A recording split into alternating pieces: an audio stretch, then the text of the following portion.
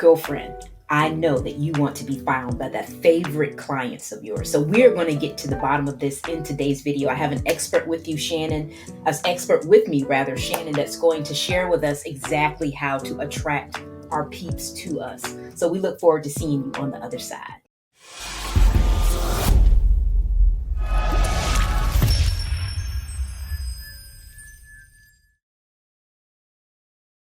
Hey, Shannon, how are you, girl? Hello. Good to be here.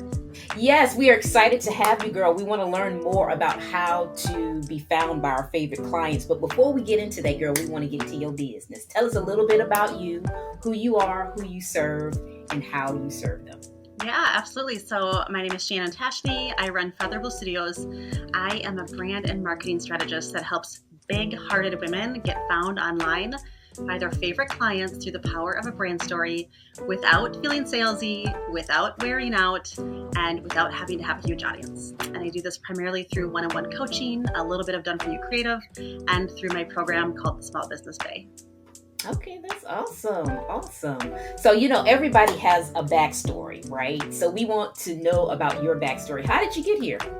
Yeah, so I studied communication, graphic design, and marketing, and I thought that I was going to go into advertising, and I thought I was going to be an art director. Okay. And along the way, my entrepreneur bug really released itself, and I ended up starting several small businesses in a short period of time, including running a handbag and design business where I was able to sell at art fairs and in boutiques and had a little manufacturer, and eventually ran a 10-year stint as a photographer and graphic designer where I was able to serve children and families, high school seniors, and also the fashion and model scene in cultivating portraits, modern portraits that they loved. And it was really through that journey that was, I had studied photography as part of my classes. I'd gone to Paris and studied photography.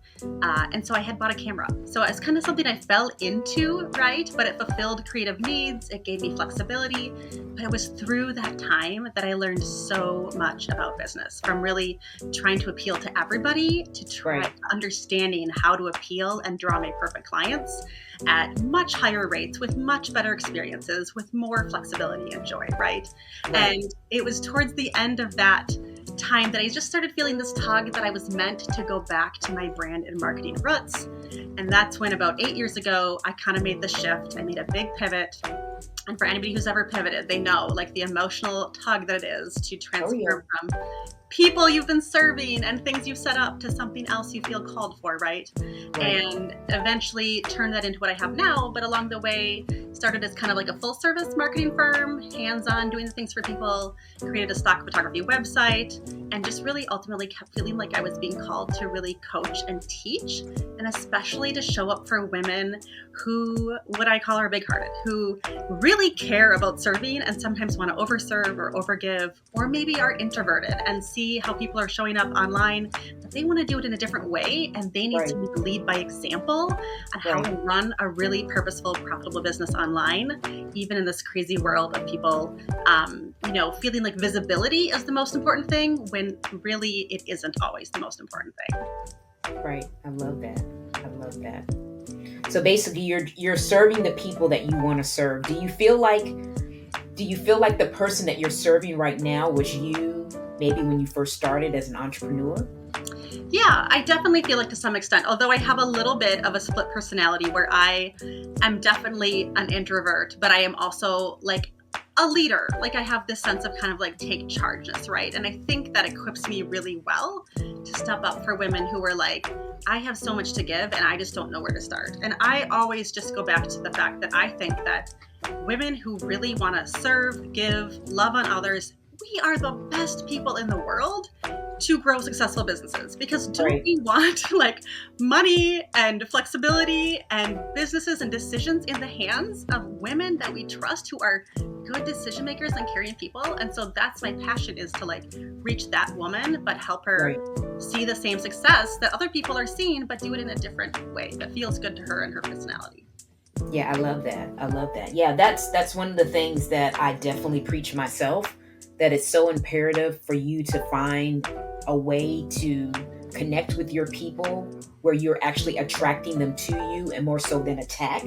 Because I think traditional sales strategies are all about the attack and not the attract, and using that masculine energy to get people to do things that you want them to do when you don't have to be that way. So I'm glad that you actually shared that with us. So thank you for affirming that, and letting my audience hear that from somebody other than me. So I appreciate you. 100%. Right. So I'm curious, when you think about a brand story, what is a brand story?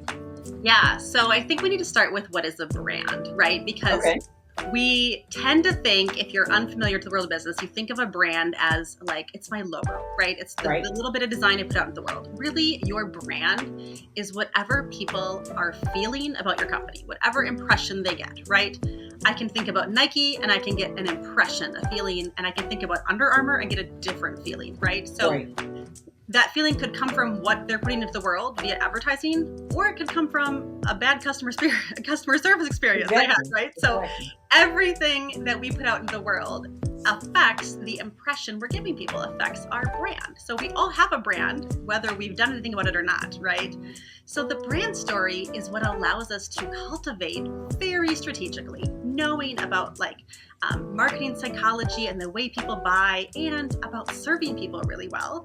It allows us to take 6 to 12 elements and just put them out into the world on repeat, knowing they are very meticulously designed to draw our perfect client with ease.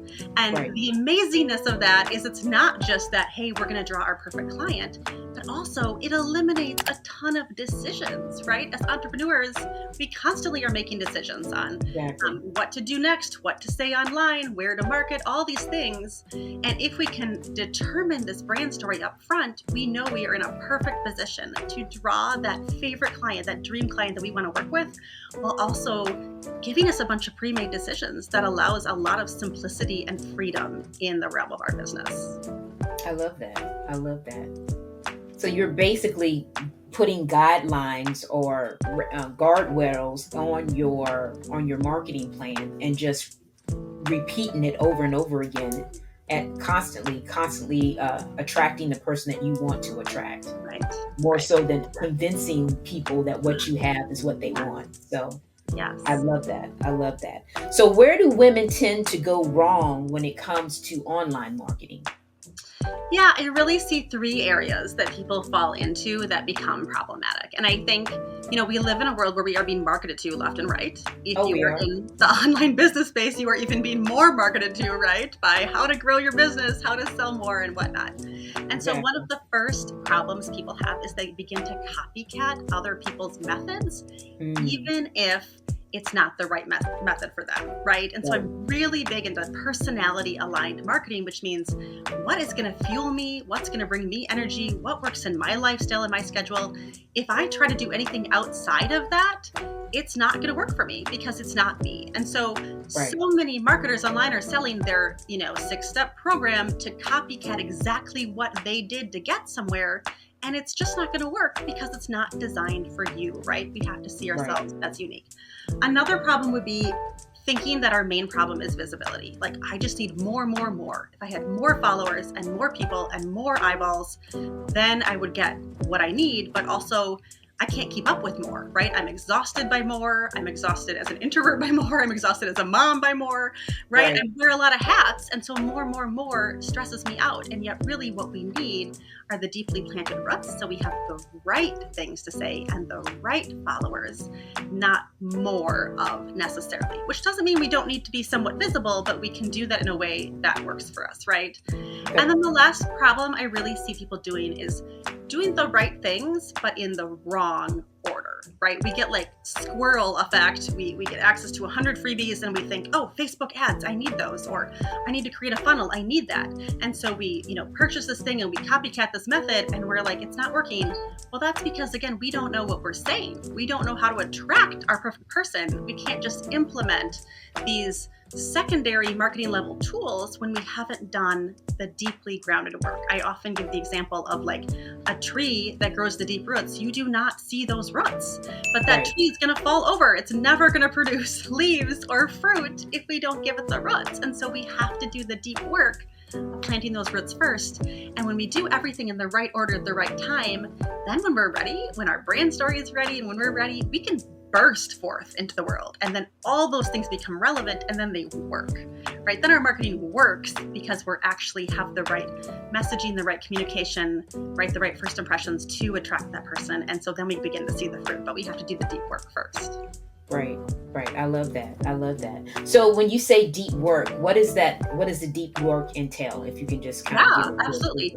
I mean, a lot of it comes to like, let's figure out who I am and how I was designed so that I can go, what is my personality gonna thrive in? So that's part of it. And some of us have done a lot of that and some of us haven't, and we don't really understand that, right? Another version would be, who do I really want to serve? Like not who do I just think wants to buy from me? Who can I try to sell to? Who would make me feel so much joy if I made an impact in their life, right? Because when you're an entrepreneur, you're in something for the long haul, right? This isn't just like selling and making money. You're going to get worn out real fast. But if you feel like you're making an impact and changing people's lives, you are constantly fueled with passion. So doing the deep work of figuring out your target audience and figuring out yourself and examining what those people need to say, and then taking time to align the messaging and the design so that when you put it out into the world, it's all ready, right? But it's often not the work that feels really like forward facing immediately. And so we really need somebody to contain us and to say, hey, pause here, go here. And in the end, you're going to reach your goals faster than just like treading water over here for so long and not making any traction. You have to step back and do the deep work first. Right. I love that. So what makes the way you work with others different? Yeah, well, I think a couple of things. Like I said before, I don't think that we do well when we copycat systems. And so I'm not here to have anybody copycat the way that I have grown my business. I am here to help people like dig deep into what's going to make their business be successful with their clients. And so I think when we can approach it that way, they can know that they're coming to me and it's not really like, hey, do this 6 steps, but if it doesn't work for you, it doesn't work. It's no, do the right steps for you to build the business on a foundation around you. And another thing that people tell me, I mean, I'm very empathetic by nature, but people will say, hey, Shannon, you teach in a really unique way.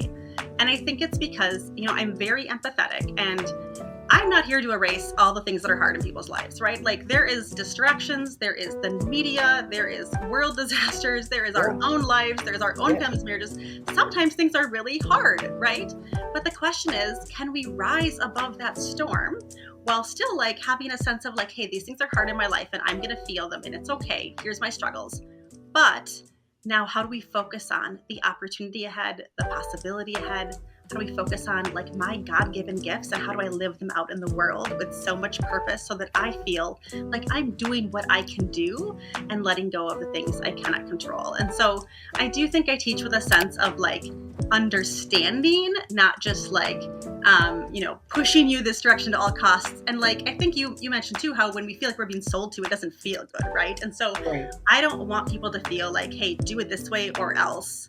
It's, hey, this is a good method, or this is a good method, or this is a good method. Which one is right for you? Right. I love that. Because entrepreneurship is definitely iterative. So you can't just have a one size fits all kind of thing. Even in the I just call it discovery work, because someone may have a framework that has worked for them, but you have to tweak it to make it work for you and have to be open enough to be able to say, I'm not going to just take this cookie cutter method and be able to mesmerize it like you did, because maybe it's something that doesn't click with them. Right. Yeah.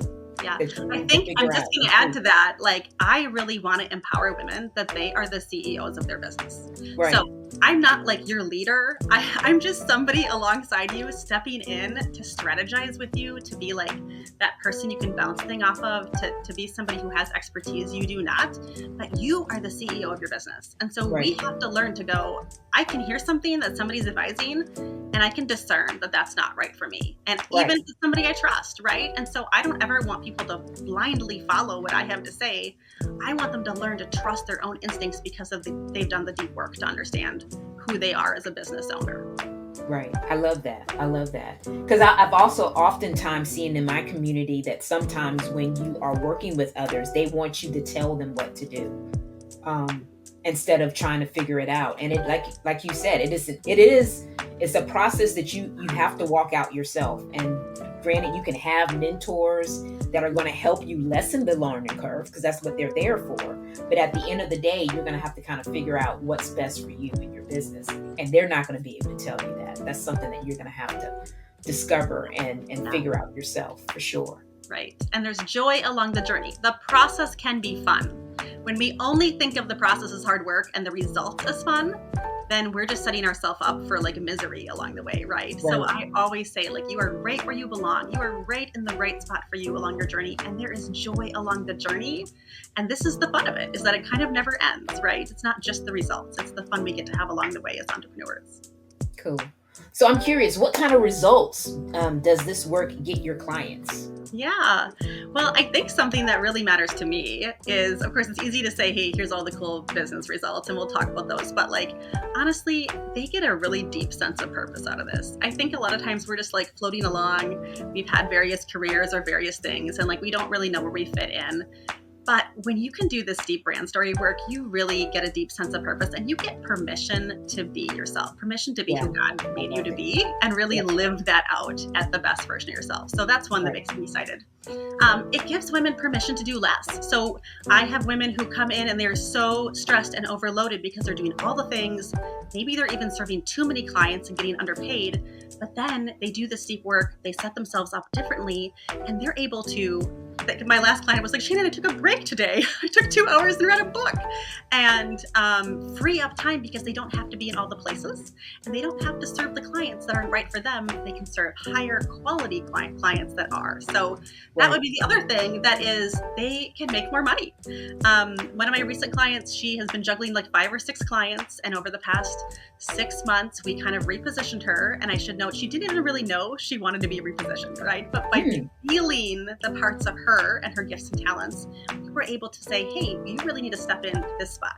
She was able to step into that spot, update her brand story, and her very next client was able to completely double the income of all of her clients before that, because it was exactly the right client for her. So definitely the potential to exponentially grow your business financially is there as well. And also it really opens up opportunities. So when you have a clear brand story, you become a target for people who want to collaborate with you. They can say, oh, our businesses really piggyback well off each other. I want to do things with you, right? So it opens up those kind of opportunities as well. And lastly, I would say it really sets women up for like their next thing or their next level of success, even if they can't imagine it yet. But when they take whatever they have now as a business, and again, maybe they've been in business for 20 years, or maybe like they're just starting, but they know they need to cultivate this brand story. They know they kind of need to bring everything together. And around the corner might be something new and exciting, like speaking or writing a book or writing a course they can't really imagine yet. But once they do this work, it opens up that whole next level imagination of what their life and their career can be like. I love it. I love it. So it's basically just a line, like you said initially in the beginning, that it's helping them be the best version of themselves, whatever that may be. I like the fact that you talked about that more so than the money, because oftentimes when people are talking about results, they're talking about how much money somebody made. Tell us a little bit more about that. Yeah, I mean, that's important. We need money. Money is a tool, right? Money is a tool to do things in this world. And it's also a tool to motivate us to do things in this world, right? Like, so when I invest money, I follow it with action, right? And just when other people invest money with me, they follow it with action. And then when they invest with me, I give money away and we impact the world, right? So I love that money is a ripple effect. But at the core, I think that we all want to feel like we're making an impact. I think we want to feel like the work that I am doing matters. I'm not doing it because somebody told me to. I'm not doing it because I have to. I'm doing it because I really care about serving the people that I want to serve. And I am gifted in this way, and it lights lights me up. And I get to do that, right? And that's how I want them to feel, whether it's their product or their service. They want to feel really purposeful about it. But then it shapes their lifestyle. It shapes their family. When they get more freedom and they get more profit, then they also realize, hey, I can give more money away to the things I care about now too, right? Which is kind of the cycle of the impact they're making in the world. And for some of us, like for me, I am more purpose fueled. I need to be fueled by those things. Like money is valuable. We have to have a good money mindset that many of us have to grow, right? To figure out like how it is a tool and how we can ask to charge for what we have because it's valuable. But at the end of the day, I'm not motivated solely by money. I'm motivated by knowing that I'm making an impact with the gifts and the talents and the opportunities that God gave me. And I think that many of us are too. Yeah, I would agree. That's cool. Now, I know before you were telling me that you had a freebie that you wanted to share with my audience. I'm going to show the link across the screen, but yeah, tell us a little bit about this. Yeah, so this one is the 7 secrets to social media for big-hearted women online. And I think it's really going to be completely 7 different secrets than people think, because we think we have an understanding of what social media is and what we have to do on it from what we see around us. Right. There are so many different ways to use social media that can feel really good for women who maybe don't want to show up online endlessly, or worry about what to say, or like feel nervous, or all the things, right? And so this is an approach that is really aimed at helping big-hearted women know how to show up online in a way that feels really comfortable for them. So you guys can go to this link. It's going across the screen here for you to check out this the 7 social media secrets. It is a free gift, so she's blessing you all with that. Before we finish up, tell us a little bit about where folks can find you. Yeah, pretty simple across the board. So my website is Feather Blue Studios. And on Instagram, I'm at Feather Blue Studios, and on Facebook, I'm at Feather Blue Studios. Those are the 2 places I primarily hang out. A little bit on LinkedIn, but mostly those other 2. Okay, cool. Well, you guys, you can go and check out her freebie. You can go and check out her social media platforms on Facebook and Instagram. And I just want to say, girl, thanks for coming out. And I'm so grateful that you mentioned that you're an introvert, because I know when we first connected, we had that was one of the commonalities that we had in common. So I'm grateful that you shared that and talked about the empathetic ear that you have, because I know as introverts, that's something that we do. And then the creativity, it sounds like you've definitely dabbled in that as well, being able to, go from photography to the marketing thing and now to the brand story, to make sure that you're creative and using that superpower, introverted superpower, to grow and expand your business. So thanks for sharing. Yeah, thank you, Inga, for having me and for all the things that you bring to the world and for the people who listen to you. It is much appreciated. So keep sharing on. Yes. And for those of you that are watching, if you know of anyone you would like me to interview, by all means, drop me a DM or send me an email with that information. And as always, thanks for watching, and bye for now. Bye.